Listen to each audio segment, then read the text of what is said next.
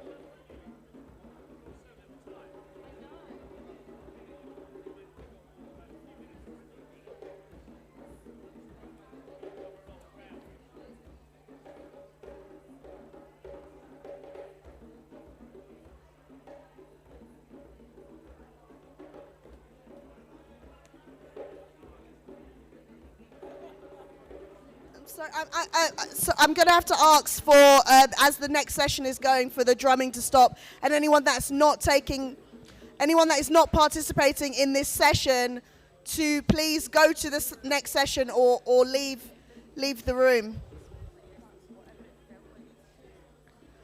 Can we have our chair, Clive Lewis, has been stuck in some flooding, so he's up on the Zoom.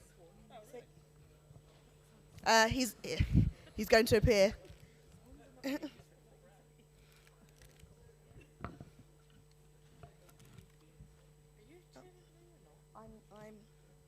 So am I there? Yeah, you are here. Oh, it's Diane's. Oh, is it? Yeah.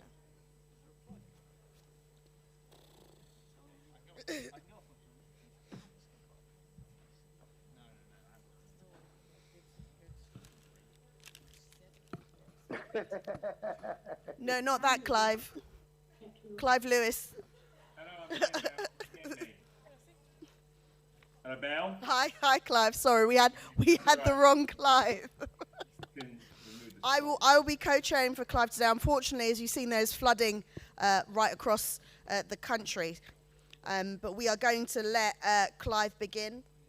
Can I ask a favour? I can see all the participants listening in on Zoom. I can't see the actual panel now. I don't know if we can see that. I can get an idea about.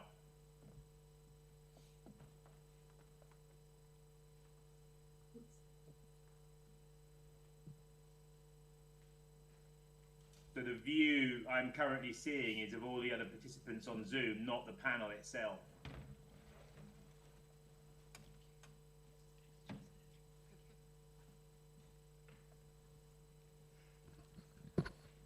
Can we have a view for Clive of the panel, please? Thanks, Belle.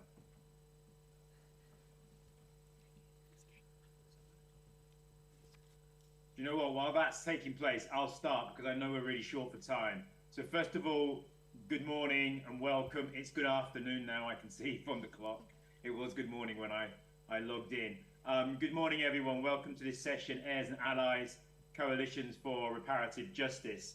My name's Clive Lewis. I'm the Labour MP for Norwich South. I'm still here in Norwich South because last night all of the trains to London were cancelled because of the floods, because of the rain. You know, obviously you would have thought after 400 years of exploitation and investment in our own railway system, we could have weathered a small storm, but apparently not. So I'm still here in Norwich and not down there with you.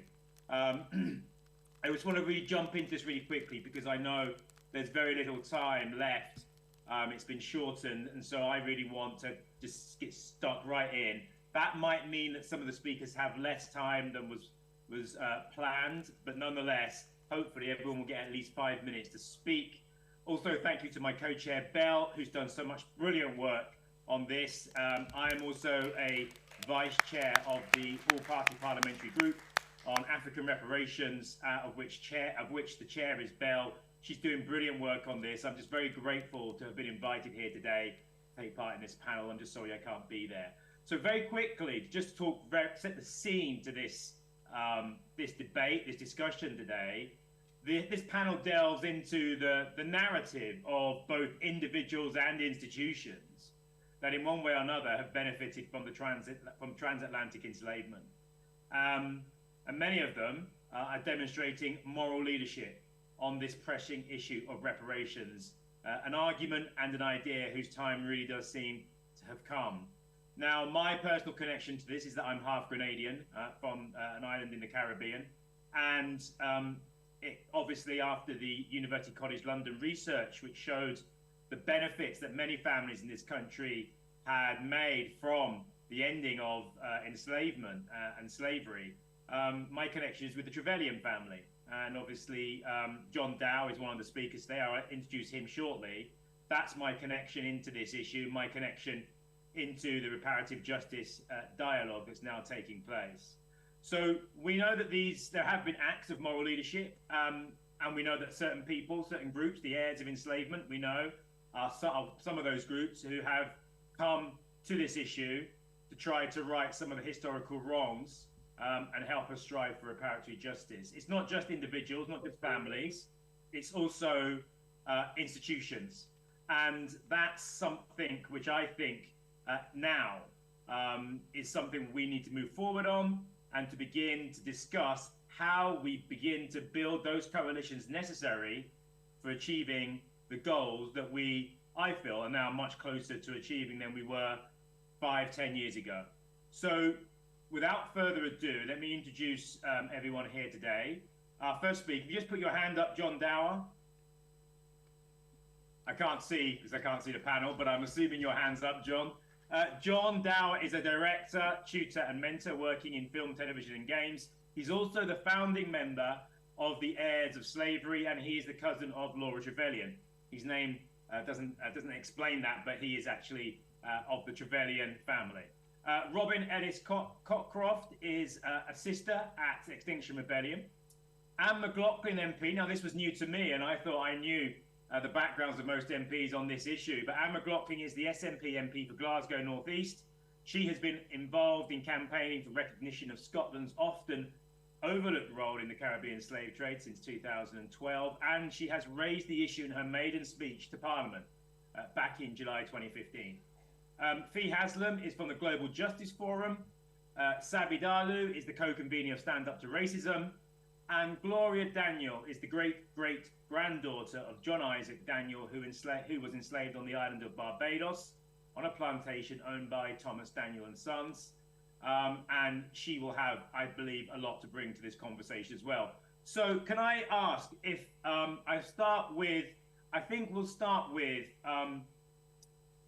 let's start with Gloria Daniel. Gloria, if you've got 5 minutes, if you can keep an eye on time, Belle, so you can put your hand up, because I'm not sure whether people can see me. If every speaker speaks for 5 minutes, and I will then introduce the next person after yourself. So, Gloria, if you would like to begin your 5 minutes, we'd be really grateful. Thank you very much. I've got a great sign like this for everyone, Clive.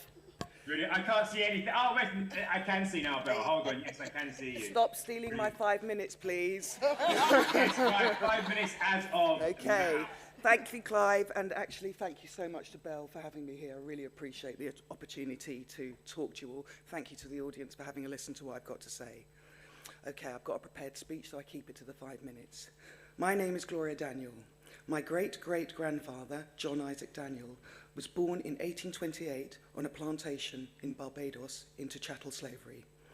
We know the plantation he was registered on after the abolition of Act of 1834, but his mother and father are unknown to us. Daniel is a plantation name, branded onto our family for almost 200 years by the family that received compensation for John Isaac and 4,424 enslaved people.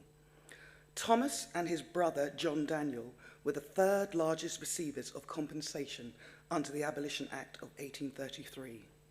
They were ship owners, plantation owners, manufacturers, bankers, and moneylenders to the plantation economy. In 2020, using the records of the legacies of British slavery and slave ownership at University College London to track every company that this family was involved in, I began to challenge their cosy reputation as church patrons and that misused word for reputation-watching philanthropist. This family lived cheek by jowl with the Church of England, and for more than 60 years they consigned, shipped and sold the sugar that was grown on 2 church-owned plantations in Barbados, Codrington and Concets. This family had more than 20 reverends, canons and vicars in their marital mix. History is personal, and we must do everything in our power to own the narrative. That means tracking down who these people were, how they transferred their wealth, and where that wealth is today.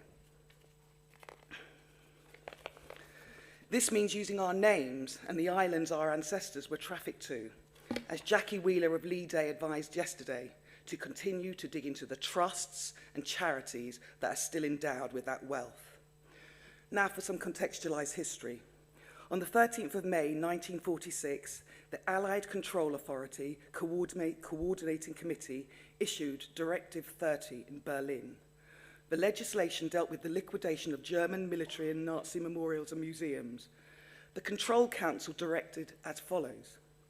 On and after the date of this directive, the planning, designing, erection, installation, posting or other display of any monument, memorial, poster, statue, edifice, street or highway name marker, emblem, tablet or insignia which tends to preserve and keep alive the German military tradition, to revive militarism or to commemorate the Nazi Party, of which is of such a nature as to glorify incidents of war, and the functioning of military museums and exhibitions, and the erection, installation or posting or other display on a building or other structure or any of the same will be prohibited and declared illegal. All military musicians and exhibitions must be closed and liquidated by the 1st of January 1947 throughout the entire German territory. So, the governments of England, France, the USA and the USSR recognised statues glorifying past militarism and atrocities, stimulated hate and violence, and acted swiftly to have these symbols and statues removed. In 1951, West German Chancellor Konrad Adenauer committed to pay moral and material indemnity for the unspeakable crimes committed in the name of the German people during World War II. Afterwards, his government signed a set of reparations agreements with Israel and an umbrella group of advocates known as the Conferences on Jewish Material Claims Against Germany. Over the next 20 years, Germany committed to compensating other countries, Jewish and non-Jewish victims of the Holocaust, and forced labourers. While difficult to quantify, Germany states that it has distributed over $91 billion. In 1970, the German Chancellor Willy Brandt travelled to Poland to sign the Treaty of Warsaw to clarify the limits of the contentious border between 2 countries. While he was there, he fell to his knees on what has become known in Germany as the Warsaw genuflection, apologising for the German atrocities in World War II. The US government paid $1.6 billion to Japanese Americans interned in World War II, and a derisory payment of $1.3 billion to Native American tribes between 1846 to 1978 for seizing their land, but it sets precedents. In his Atlantic monograph, The Case for Reparations, Ta-Nehisi Coates wrote that reparations could not make up for the murder perpetuated by the Nazis, but they did launch Germany's reckoning with itself. Stuart E. Eisenstadt, who negotiated Holocaust reparations with Germany on behalf of the US and Claims Conference, argued against slavery reparations in Politico 2019, saying, reparations are complicated, contentious and messy and work best when the crime is recent and direct victims are still alive. Trying to repay descendants of slavery could end up causing more problem than reparations would seek to solve. This statement, written by a former US ambassador to the EU and professor of Jewish culture, beggars belief. TTEACH PLAQUES is a descendant-led initiative and stands for Transatlantic Trafficked Enslaved African Corrective Historical Plaques.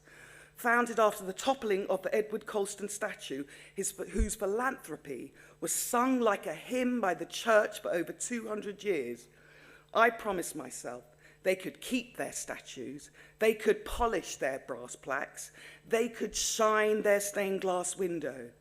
As the conversation tilts towards the heirs of the perpetrators and what they deign appropriate for their forefathers' actions and from their inherited wealth, and armed with the names they branded us with, we are coming for your reputations, and by our names we will know you. Thank you. Thank you very much for that. I really appreciate that's a very strong opening, Gloria, and thank you for that contribution. I'd like to ask next Mclaughlin MP to give us 5 minutes from her perspective and to respond to any of the points made by the former speaker. Thank you very much, Anne. So I'm just going to put my timer on because I have you. Thank you, Belle. That's very kind of you. It was also very kind of you, Belle, to tell me yesterday that I was speaking at this, and then because I thought I was chairing it, and then last night I woke up about 5 in the morning and thought, oh, that means I need to have a speech, which I don't. And I was going to, normally at a conference I'll formulate it while other people are speaking, but it's been too interesting, not been able to do that. So I haven't put my stopwatch on, you can just do that then, and I'll just look at you. So I'm Anne Mclaughlin, I'm the SNP MP, and hello Clive, it's really nice to see you, and for Glasgow North East. I did mention reparations in my maiden speech in 2015, and I have been involved in a campaign in Scotland since 2013, I think, and I am a board member of Flag Up Scotland Jamaica, which kind of seeks to, it's a form of, it's campaigns for people to have a better understanding of what that relationship was and how that relationship could be going forward, taking into account the need for reparations. But I can't say that I just suddenly decided one day that this was really important. I can't take the credit for that because I have to credit 3 people who really influenced me, and mostly, and the reason I'm telling you this is because of a point I want to make. Mostly, it was my partner, Graham Campbell, who's speaking in another session. So Graham's Jamaican, and he's always been involved in anti-racism and understanding the impact of what happened with enslaved Africans and the impact as it is still today. So the reason I'm saying that is because I think there are many, many more people out there who are passive allies. That's not great, but it's better than not being allies. It's simply that they sometimes need somebody to help them to understand just how important this is. So I understand it because my partner has been involved in all of this, and he is Jamaican and he has experienced this, and he very much understands the whole thing about the inherited trauma. So he and I put together a play called Emancipation Acts in 2014, along with other people who were very conscious of the fact that in Scotland we like to think it wasn't us. So there was a book written called It Wasn't Us, which is Glaswegian for It Wasn't Us, because it wasn't us, it was the English. They were in charge, and we didn't benefit from this. But that, of course, is not true. We very much benefited from it. And the point that Graham and I wanted to make, I was born in the west coast of Scotland in a town called Greenock, and I lived as a baby in Jamaica Street. And then I end up many years later that my fiancé, we've never got round to getting married. Probably not going to, but don't tell him that. I mean, not going to get round to it. My fiancé is Jamaican. The point that we really wanted to make with this campaign and with this play that was put on is that people will look at him and I walking through Glasgow, and if they think about it at all, probably not consciously, subconsciously, they will think that my forefathers were responsible for the wealth of Glasgow. But his forefathers and mothers were every bit as responsible, possibly even more so, because who provided the wealth that allowed Glasgow to develop in that way? And we want a situation where children understand that, because I think that's one of the keys to tackling the racist attitudes towards people in Scotland and everywhere else, but I'm just talking about Scotland and Glasgow really, is if you don't look at somebody in the street and think that they are an incomer, that they are a stranger, that they are coming to take something from you, he is not coming to take something from them, because he is descended from his father's Jamaican, his mother's Grenadian. So that was the point that we were trying to make.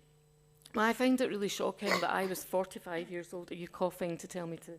Both, yeah. Okay. Was something that really shocked me about myself, and I'm sorry, I should have educated myself sooner. I was in my 40s, my mid-40s, and I used to volunteer at the Afrikan Caribbean Centre in Glasgow that Graham had set up. And some of you might know Professor Sir Jeff Palmer, who is also a whisky expert, a brewing expert. But Jeff had written a book called Citizens of Britishness, which I read on a Greek island, and I couldn't do the holiday until I'd finished reading this. It was such compulsive reading. He came and did an event at our centre that I was volunteering at, and he was talking about compensation. Now, I was about 45, 46, and my mind drifted off, and I thought, well, how could you ever compensate an individual for having been a slave? What could you possibly do to compensate them? And I suddenly realised he wasn't talking about the enslaved people. He was talking about the people who owned those people. And I was 45, 46 years old before I understood that that compensation did not go to the enslaved Africans. And I'm ashamed that I didn't know that, but I'm also embarrassed that our education system didn't tell me that. And now that I know it, that's why I'm part of this, striving to be the best ally that I can. And I understand it's not up to me what that reparation is, but I'm here to support whatever people think it should be.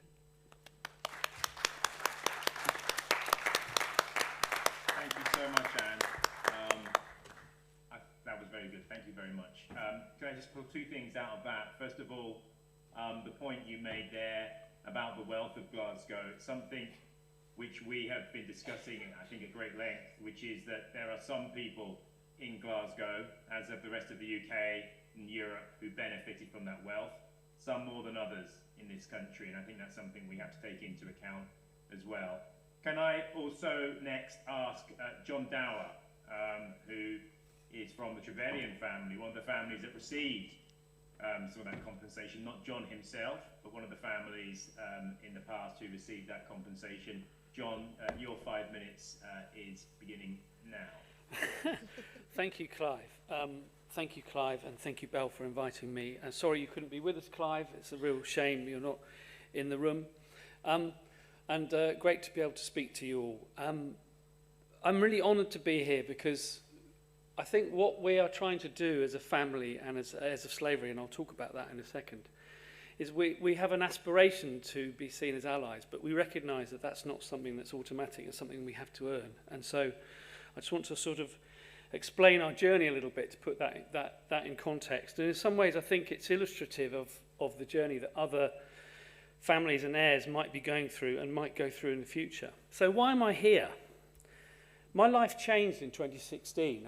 I read an article in The Guardian by David Olusoga which essentially said, if you are a middle class or upper class ancestor, if you have ancestors in that sort of area, you should go to the UCL Legacies of Slavery database and put your name in.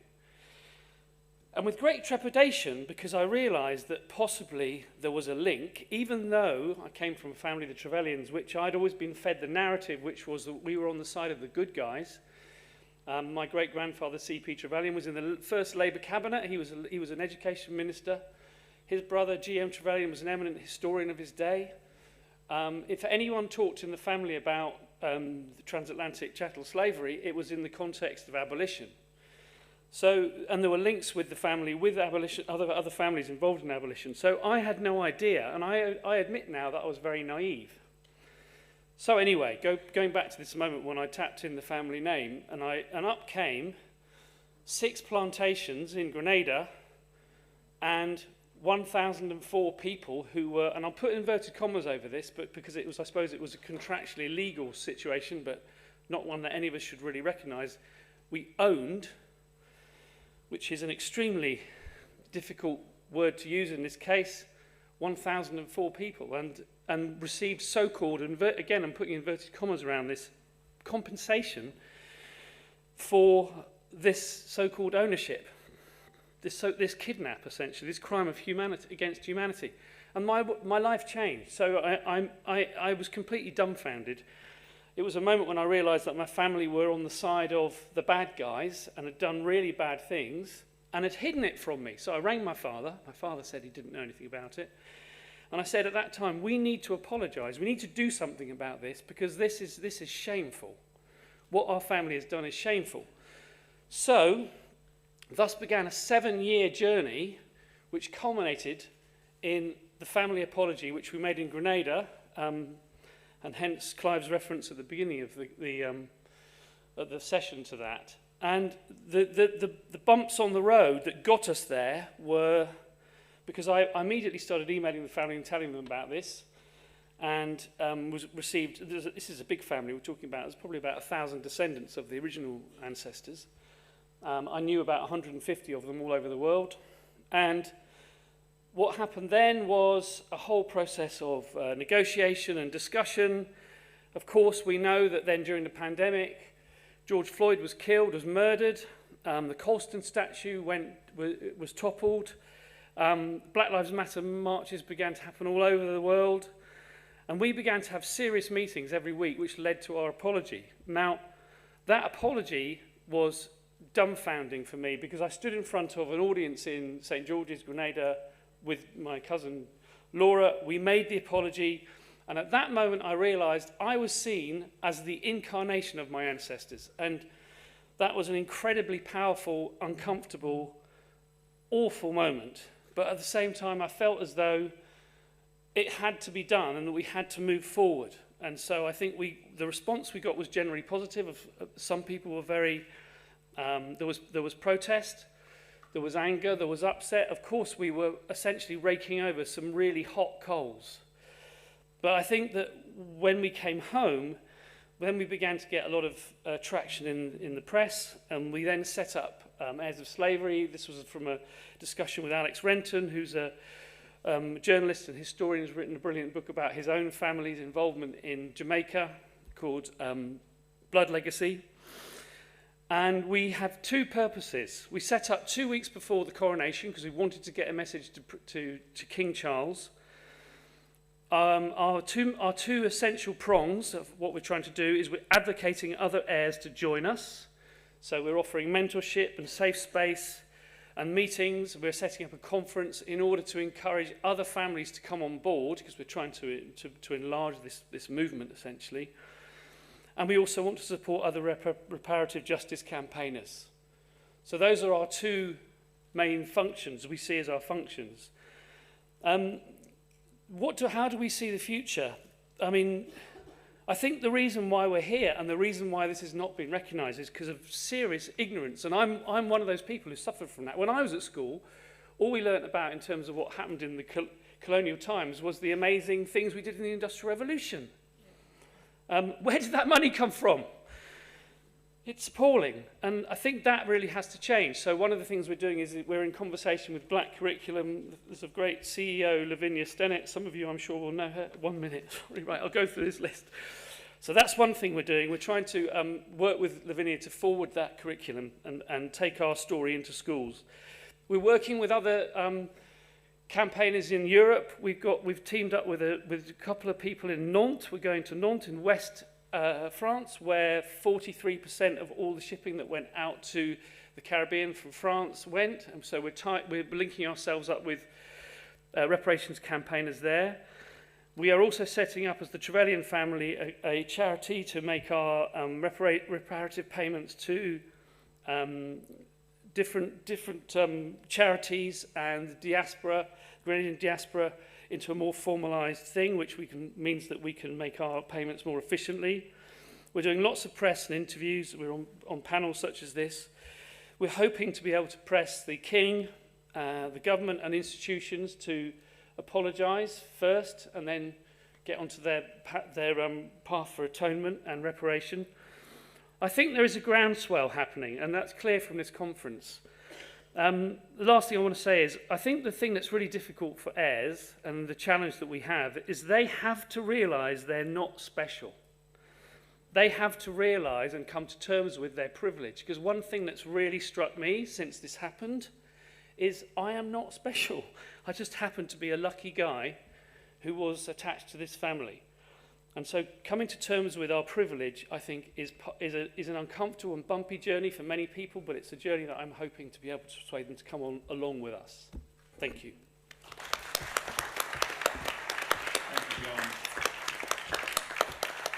Thank you for you and the others have done. And that's the name of this debate, the allies that we need to be able to ensure that we get some kind of success when it comes to reparatory justice. Can I ask the next speaker, and can I ask Sabby Dhalu, the co-convener of Stand Up to Racism, to speak next? Thank you very much, Sabby.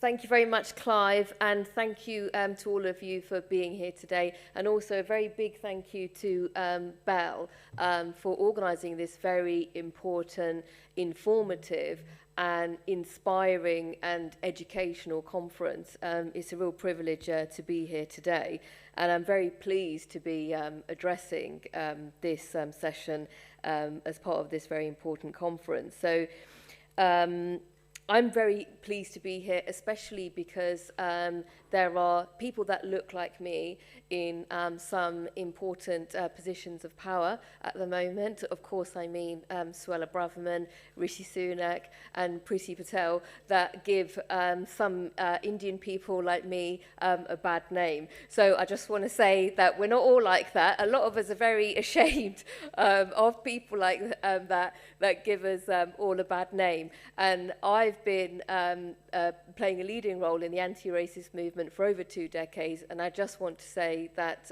your struggle is my struggle, and I'm here to support you, and our movement, Stand Up to Racism, is here to support you on this journey. And I rest assured, I spend most of my life campaigning against Suella Braverman, Rishi Sunak, and previously Priti Patel. So we are here with you, standing against racism. And a lot of my work in Stand Up to Racism is about bringing people together against racism.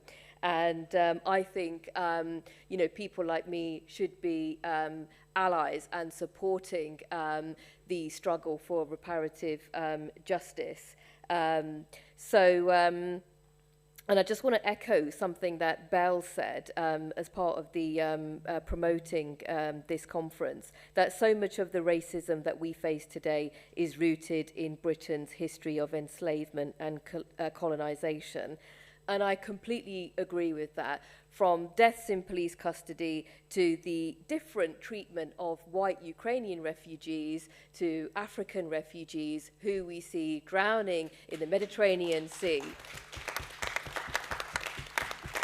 drowning in the English Channel. So that racism, that is all a product of Britain's imperialist history.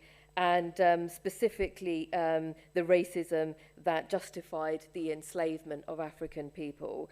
And I think for the first time in Britain's recent history, we saw a glimpse of Britain confronting the reality of its imperialist past, enslavement and colonization in the Black Lives Matter movement, which was hugely inspiring.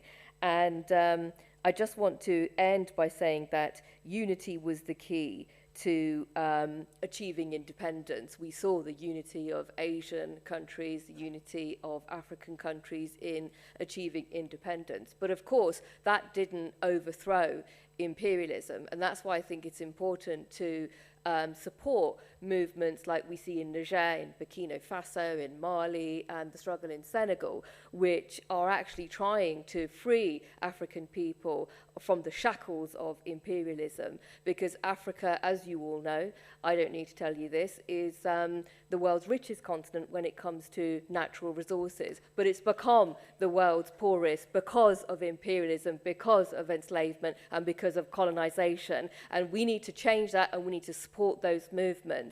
And finally, Stand Up to Racism has played a very important role in campaigning against Richard Drax MP for the return of the Drax family's land to the people of Barbados. So we support the struggle for the land and resources to return to the African people, to the Caribbean people. Your struggle is our struggle, and solidarity. Thank you very much.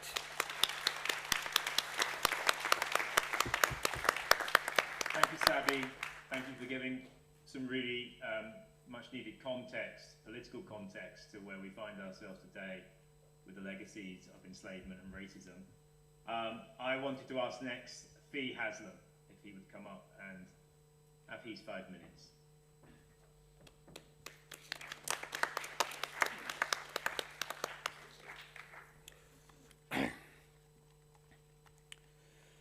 So, thank you very much for asking me to speak here. I feel I should probably say that I've been asked to speak here as part of the Global Justice Forum, which is an African-led organisation.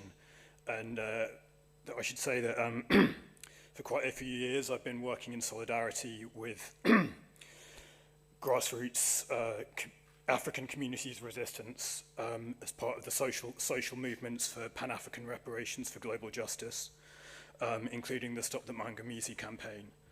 And the first thing I want to say, is I feel deeply uneasy about being up here on a pedestal speaking to a lot of the people here.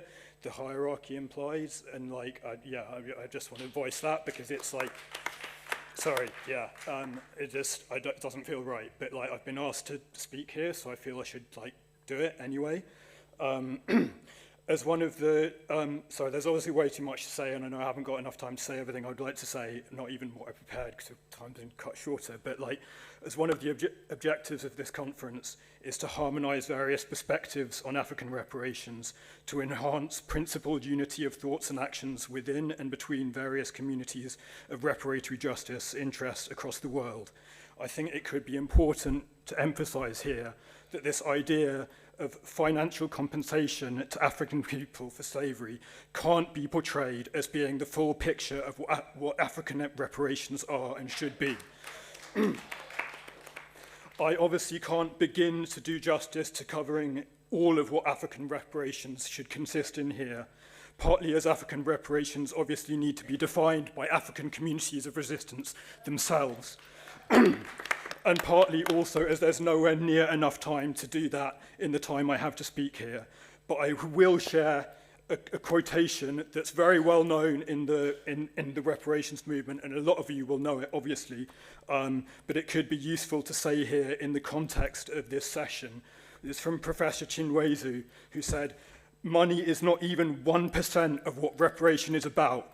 Reparation is mostly about making repairs, self-made repairs, mental repairs, psychological repairs, cultural repairs, organizational repairs, social repairs, institutional repairs, technological repairs, economic repairs, political repairs, educational repairs, repairs of every type that we need in order to recreate and sustain black societies."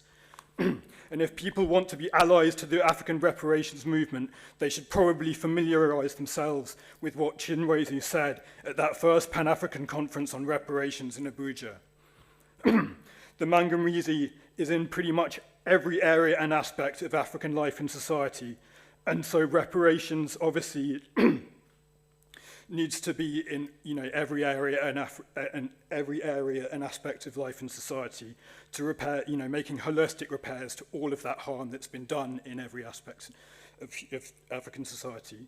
And there's a danger here that the framing around heirs, which is being used a lot in this session and in the mainstream media misrepresentation of reparations, fuels a narrative that reparations is all about something that's solely in the past. But as the previous speaker alluded to, enslavement and genocide of African people never ended. Colonialism and imperialism never ended. And the Mangamizi never ended, though all of that's possibly taken on different forms here. The full story of the African experience of and resistance to the Mangamizi and enslavement and genocide has never been properly or adequately heard, and is even silenced and cancelled more than anything else, which is one of the reasons why the All-Party Parliamentary Commission of Inquiry for Truth and Reparatory Justice, or APCATAJ, is necessary to ensure that that full story can be told by African communities of resistance and heard adequately and properly. And as another one of the objectives of this conference is to develop perspectives into African reparations policies that can be lobbied for to strengthen the case for APCATAJs in the UK Parliament and similar legislative assemblies in Europe and other parts of the world. And so we should be doing that, lobbying for that, instead of campaigning for policies for financial compensation. And the framing that focuses too much on, just some families and institutions accumulating wealth and slavery can divert from how pretty much all of the material products, including cities and towns in Britain and most of the global north, have been built, at least instrumentally, from processes entailing the enslavement and genocide of African people. And pretty much all of what people consume on a daily basis in Britain and the global north have also been built at least, come at least indirectly from processes entailing the enslavement and genocide of African people. There are obviously global political and economic and ideological systems and structures which could facilitate that continued extractivism and plunder and the plunder of the wealth of Africa, as well as enslavement and genocide. And those systems and structures are part of what colonialism, imperialism, and white supremacy is. And any action like financial compensation which doesn't address or change those systems or structures can't be effective and can't make the necessary repairs. I've got my finish, yeah. So I'll just say, sorry, stop the Mangamizi, Ma'atu Buntiman for global justice. All the best. Thank you, Steve. Thank you very much. Proving that the campaign for reparative justice, whilst it needs to be black-led, there's a space for everyone in this campaign, because it's a campaign for our humanity. It's a campaign for a better version of humanity and what we look like as we go into the 21st century. So thank you for your contribution. I think it's really appreciated. Can I finally ask Robin Ellis-Cockcroft, who is a sister in Extinction Rebellion, to take and have her 5 minutes. Thank you. I'll explain. Can we get this mic on, fam? Robin, I am so sorry, Robin. Don't worry, Clive. We'll sort it out later. I'd be honoured. Your 5 minutes begins now, and you can speak to me later. Thank you, Clive. Thank you for welcoming me to this historic conference, family. I'm honoured to be speaking today. My name is Robin. I'm a child of Stroud, the valleys where I still live and work with my group sister, Stroud in internationalist solidarity together for Earth Repair. And before that, I am a descendant of those who worked the land in Yorkshire and Kernow, Cornwall in English, for generations. I sit on the ally side of this conversation with Sister, and in my role as one of the PRALA, Planet Repair's Action Learning Educational Revolution coordinators, and I've got a lot to say, so let's begin. I'll do my best. I'm dyslexic as well, if that buys me extra time. It did my exams. Firstly, I want to ground in the horrific nature of the crimes against our African kin that we are discussing here and that some of my fellow speakers have said. The violence that emanated from this city in particular that went out across the waves. Violence that for hundreds of years brought the most horrendous brutality to the shores of Africa. The turning of the Atlantic into a mass graveyard and the sadistic deculturation of our siblings. The colonization that followed, the murderous boarding schools that robbed their children of their sacred sense of self. The whole-scale pillage of the land, and of course, the continued backstabbing domination that is neocolonialism. Half a millennia of unending violence and brutality that built and still builds the world we live in today. I salute every African ancestor on who this horror was visited. Those who fought for life and their children, it is on their shoulders we stand. While we often rightly name the stones and institutions of our society built on their blood and toil, we too often forget that it was them who and their resistance that even taught us the meaning of human rights.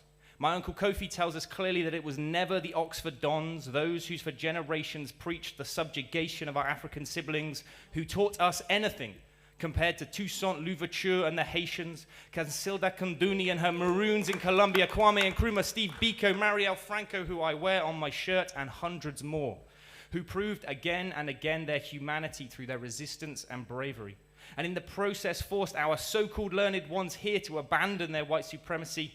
I say this to show the true debt our society owes to our global family, and especially our African kin, who have been the actual civilizing force in this whole sorry story. A force that has taught us here the very meaning of even our own humanity. And this is where I'll pivot to my core work these days, PRIM building. PRIM standing for the People's Reparations International Movement, an invitation from the ISMA, the International Social Movement for African Reparations, to come together as a global family struggling for repair. And the questions that are at its heart, the questions that reparation poses to us all.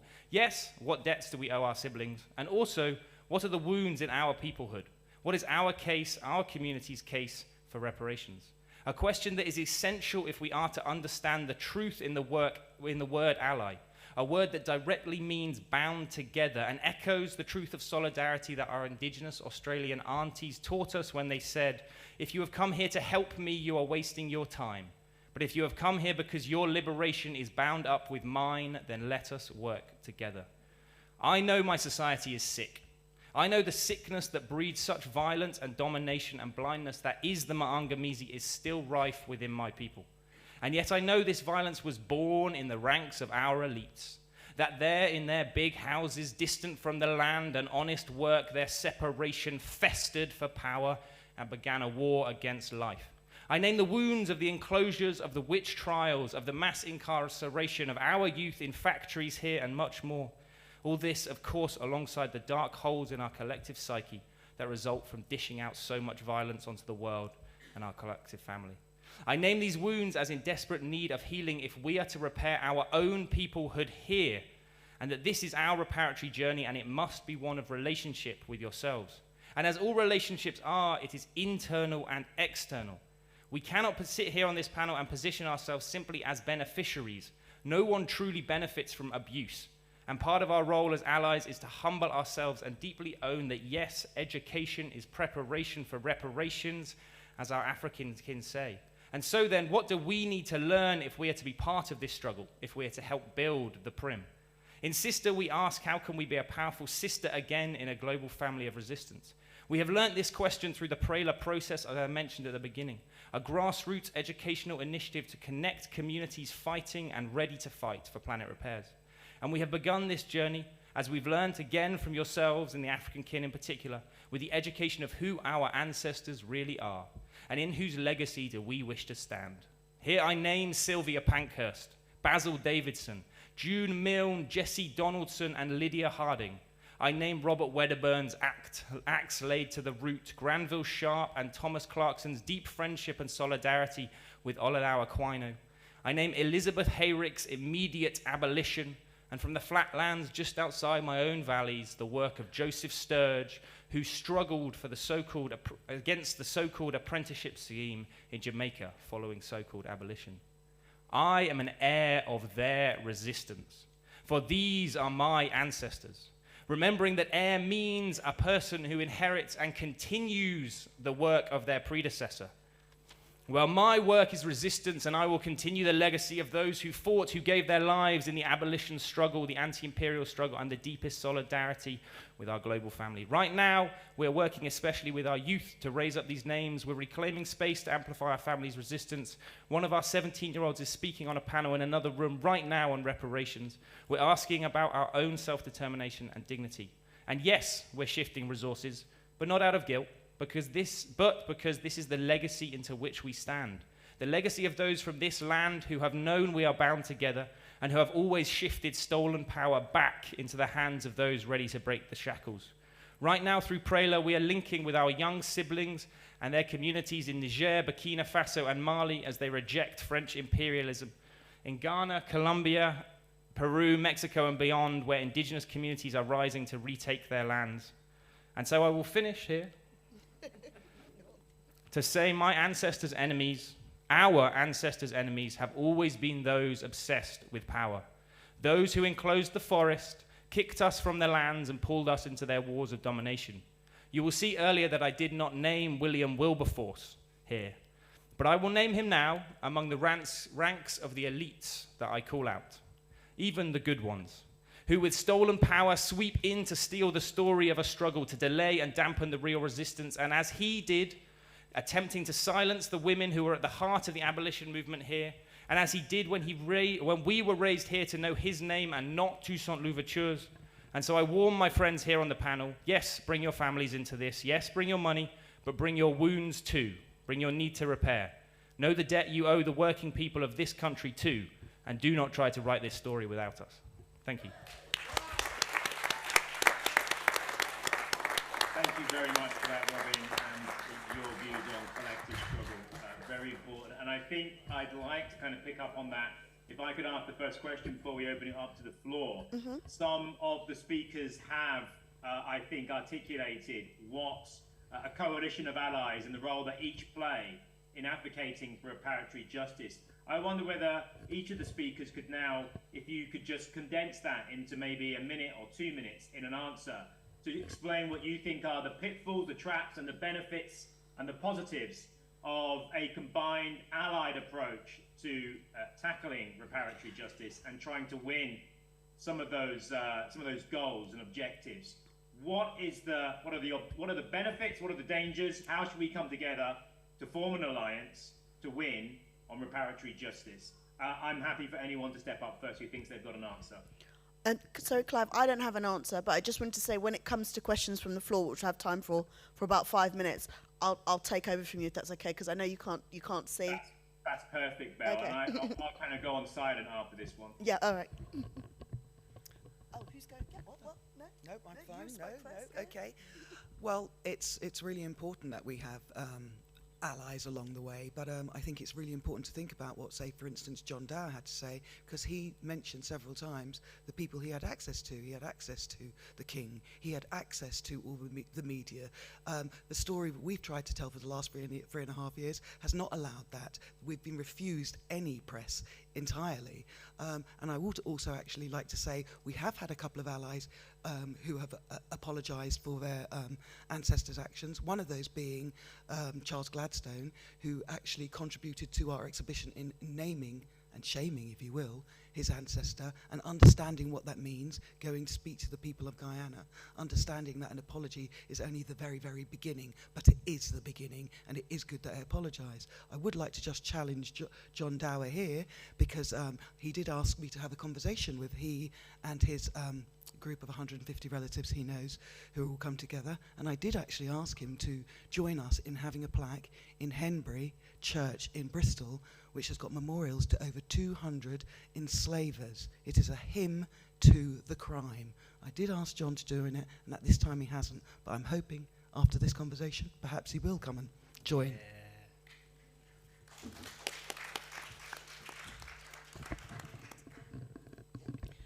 Well, I think probably one of the biggest challenges in having a kind of combined effort is what we've just heard, that not everybody is going to agree on the way forward. Even within African communities, there are different views and different levels of interest. So I suppose, but I think what you were saying there is, you know, you don't, when you're the people who have been most impacted and you're getting no press, and then a white person will get much more press interest, and then that means that it looks as though the white person is leading. I'm not picking on you in particular, I'm just saying, you know, if I was to stand up in Parliament and start talking about it, I'd probably get more coverage than Bell would get, which is utterly ridiculous. So I guess that is one of the challenges that we need to look at as allies. Where is our position in this?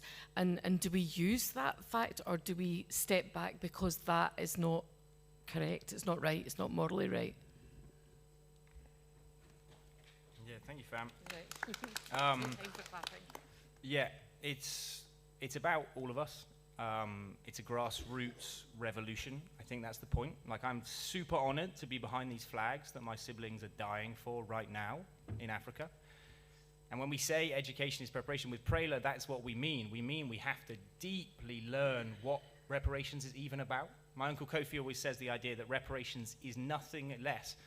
Uncle said it earlier from Kwanzaa, said nothing less than the complete restoration of our entire human family. That is at the Ubuntu philosophy heart of Pan-African reparations, to say that Pan-Africanists cannot be free until everybody is free. That is the point. And so we have to all understand how this is part of our journey. That's what I wanted to emphasize in my piece. And that means here in the UK, we have to learn and really, really understand the ways that our society is deeply sick and in need of healing. Yeah? I've learned so much in the last few years just from my relationships with African kin and how you are healing your society. And I think if we can share the healings across our societies, and if we're together building things like the PRIM, using the institutions from the grassroots, then we will have a chance at bringing everybody into this struggle. Because it's I don't know, it's the struggle. That's me.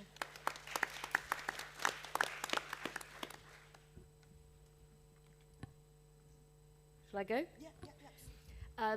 So I think from the point of view of the role that the anti-racist movement should play, I think our role is what it always should be in any struggle, which is to support the struggle for reparative justice and not to lecture people as to what that should look like, what it should consist of, what it should be. It's for, you know, it's for you to decide, you know, what that is, what that looks like, and it's for us to support those demands.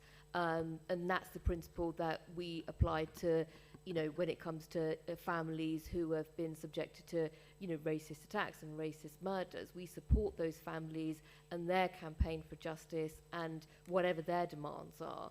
And that is the principle that we should apply to the campaign for reparative justice. We support you. Thank you. Faye? Thanks.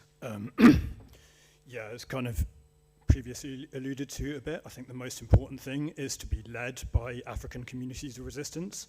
And sorry, I might have missed some of the nuances of the question we meant to answer, but yeah. Benefits, dangers, and pitfalls. Thank you. Okay, so yeah, sorry. Yeah, I'm not going to be able to say everything, obviously, but like,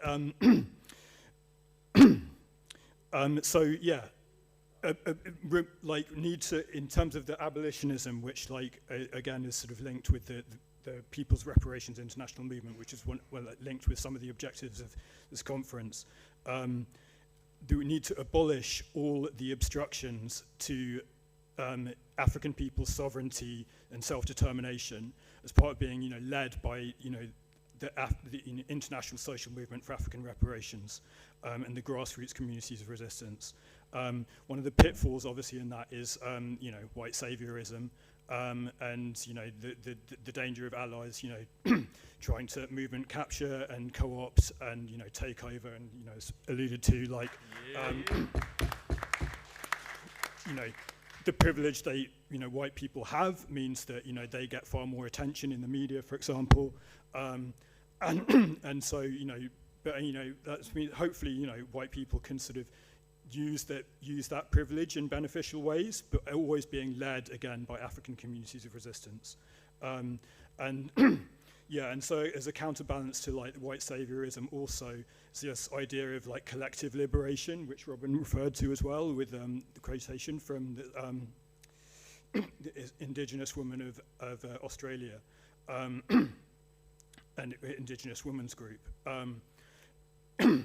And yeah, because as Robin was referring to, again, it's like, so I've got to stop. Yeah. Okay, sorry. So yeah, you Okay, so say finish on that point. the white people need to repair themselves so much, and so this white people need to see it as part. It's not white saviorism to join in these movements. It's part of collective liberation. But yeah. Thank you very much. John. Thank you. Thanks for the question, Clive. Yeah, I think one of the benefits is that, as I alluded to at the end of my talk, is that I think that it's very important that we spread the message to white people that they are privileged and to understand their privilege. And I think getting that message out is crucial for a kind of shift in the groundswell of many people. I can see that there are pitfalls, and we're trying to address those. When we get approached for press, for interviews, we always try and put an African reparation campaigner forward. For example, this week we were approached by Swedish television for an interview. We put forward Esther Stanford-Sotse, Priscilla Robinson and Robert Beckford forward for an interview to get that perspective in as well as my own. So I'm hoping that by doing that we're starting to get we're encouraging representation to be coming from the reparations movement. Just in quick answer to Gloria's point about the plaque, which we had conversations with extensively on Zoom. That's a conversation that has to be had with my whole family, so it's a very difficult answer to give you personally on a panel, but I welcome the question. Thank you. Thank you very much, John. Oh, all those hands going up. No statements, very, very quick questions. I'm going to go over here first, unsurprisingly. On your catchy.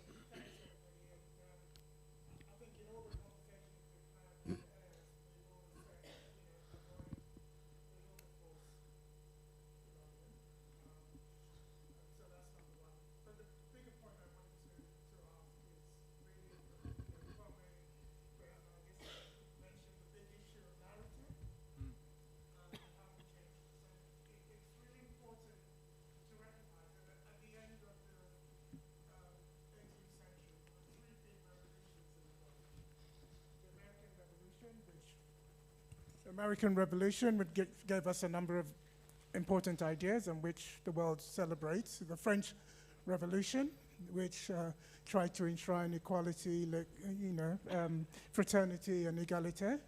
And then there was the Haitian Revolution. The other two revolutions didn't deal with racial despotism, despite being about freedom. The Haitian Revolution did. And it's the only revolution that has been punished. Yeah, and continues to be punished. And when we talk about these important revolutions, it's never mentioned. So in terms of the work that you're doing, how will we begin to discuss the role in this Atlantic space that Africans have played in enshrining freedom? And will you take that on board as a part of your campaign? Thank you. Vienna, we have one here.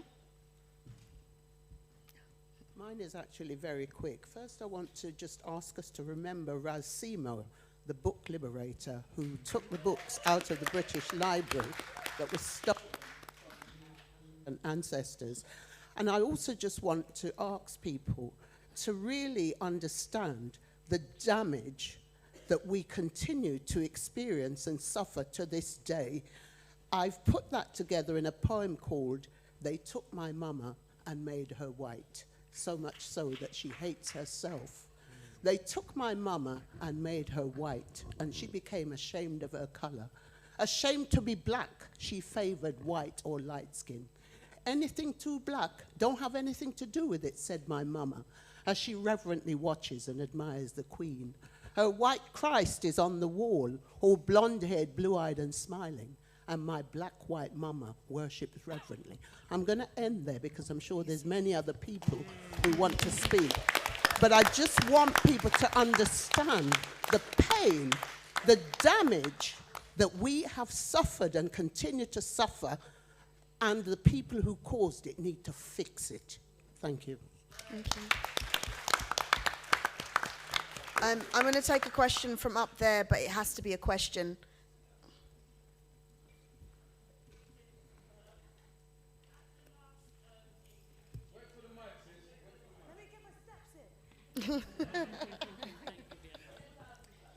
Greetings. At the last APPG that I attended, I questioned Jacqueline Mackenzie in regards to the term transatlantic slave trade.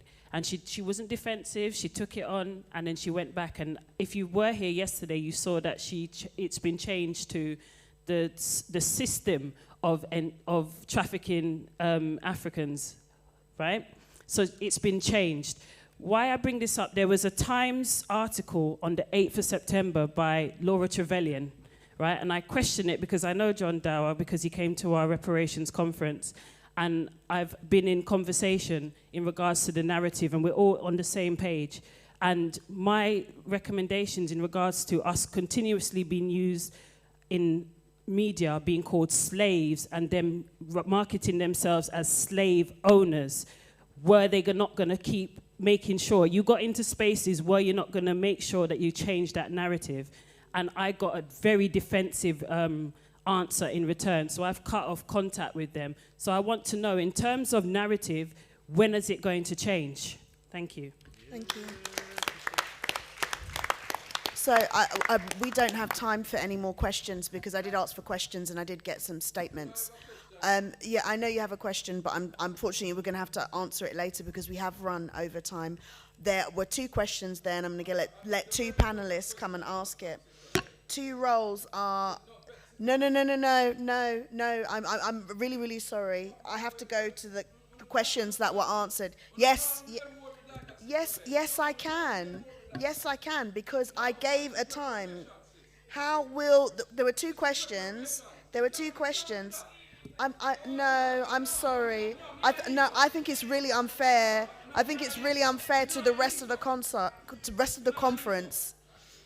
The 2 questions were, how will you discuss the role of Africans' involvement?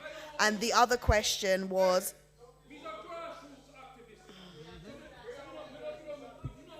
So can we take the first question, just one person answer it? How will we ensure that the role of Africans are heard in the reparations movement? Well, the thing is, if we don't have the opportunity for people to answer the questions, I'm going to have to end the panel now.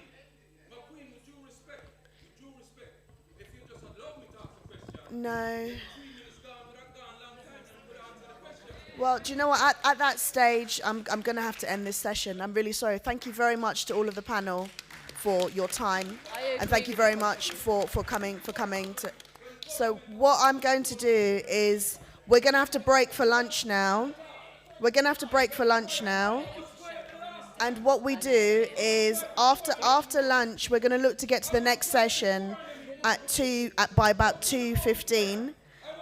We'll begin the next sessions. The RMT Black Members session will take place in Sarah Fell, which is on the 1st floor. The Reparations and Governance session will take place in Benjamin Lay 3 on the 2nd floor. The Racial Justice and Intersectionality session will take place in Benjamin Lay 1 and 2, which is on the 2nd floor as well. The Education session will take place in this room, and the Birthmark of Africa session on using genetics to reclaim your African roots will take place in Hilda Clark. You can get all of that information from us again, and as you're breaking for lunch. So thank you very much, everybody, and thank you very much to the panel.